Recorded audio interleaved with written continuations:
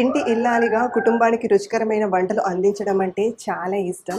నా కుటుంబం కోసం కొత్త వంటలు చేయడం, అది వారు ఇష్టంగా, తృప్తిగా తినడం అంటే ఇంకా ఇష్టం.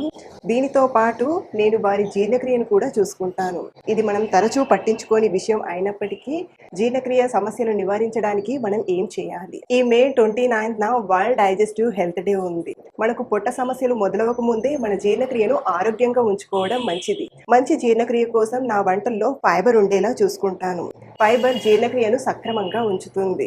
దీంతో మనకు పొట్ట నిండుగా ఉన్నట్టు అనిపించి అన్‌హెల్తీ ఫుడ్‌ని తీసుకోకుండా ఉండగలం. నా కుటుంబానికి రోజువారీ ఫైబర్ కోసం ఆశీర్వాద్ ఆటా విత్ మల్టీగ్రెయిన్స్‌ని వాడతాను. ఈ ఆటాతో చేసిన 3 రోటీలు మనకు రోజుకు కావాల్సిన 35% ఫైబర్‌నిస్తుంది. ఈ మల్టీగ్రెయిన్ చపాతీలు కూడా చాలా సాఫ్ట్‌గా, టేస్టీగా ఉంటాయి. ఈ రోజు లంచ్‌లోకి నేను చపాతీలు, గుత్తి వంకాయ కర్రీని ప్రిపేర్ చేసుకున్నాను. కాబట్టి ఈ వరల్డ్ డైజెస్టివ్ హెల్త్ డే నుండి మీరు కూడా మీ డైలీ లైఫ్‌లో ఫైబర్ తీసుకోవడం స్టార్ట్ చేయండి.